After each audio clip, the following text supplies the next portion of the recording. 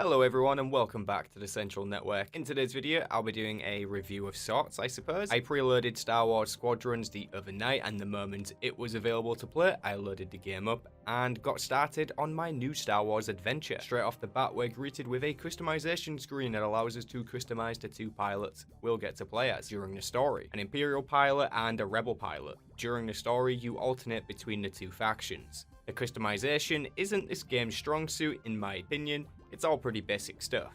They do let you choose which voice you want though, which was fun to play with. The options for customizations between the two factions seem pretty much just presets. I also made sure to give my Rebel pilot a voice that worked best. After all this, you get thrown into your first story mission as the Imperial pilot. The first cutscene is really cool, seeing as Vader's in it. The moment we appear to be set in is just after Alderaan's destruction, and we've been sent to hunt down any Alderaan convoys carrying refugees. That's some dark vibes. The gameplay cutscenes that follow were also very cool. One of the things I was worried about was story, but after seeing this introduction, I think the game might just be delivering. There's this dude named Captain Javes who appears to be having doubts about the Empire after their decision to blow up Alderaan. His squad member Keller doesn't seem to see through the Imperial propaganda though, so seeing how this pans out will be interesting. You get to interact with the camera while you get set up in your TIE fighter, which is neat, but I really feel like this experience was tailored for virtual reality, and seeing as I'm not using that, I guess I can't appreciate it fully. Still cool though. The game doesn't throw too much at you too quickly. It does a pretty good job of slowly showing you how to handle your ship throughout the course of the starter mission. I wasn't a massive fan of how it felt to drag that stupid mouse cursor thing around, so I took some time to adjust some settings and get comfortable. So I would suggest that you do the same if it doesn't feel comfortable right away. Or maybe you'll get used to it, who knows.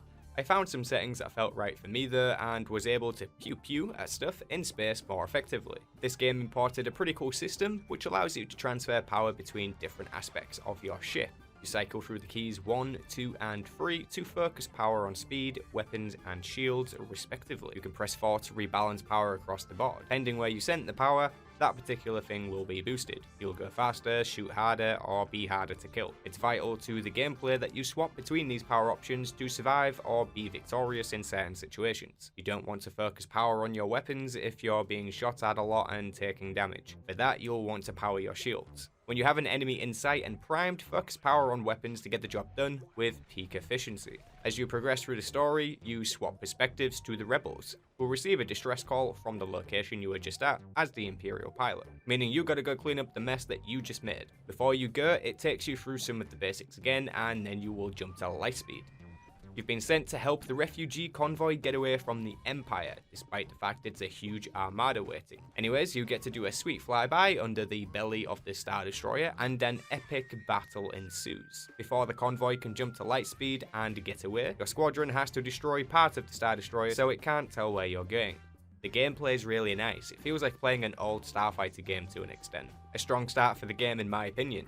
After the starter mission is complete, the story advances 4 years in the future, after the defeat of the second Death Star and the rise of the New Republic. But I decided to take a look at the multiplayer aspect of this game for the rest of this video, as I don't want to spoil the story too much for anyone watching. What you've seen already should be enough for you to make your mind up whether or not you'll enjoy this game. I will say that if you enjoyed Battlefront 2 EA Space Battles, then you'll probably like this too. Not because they're the same or play the same, but Star Wars Squadrons has the gameplay that you deserve.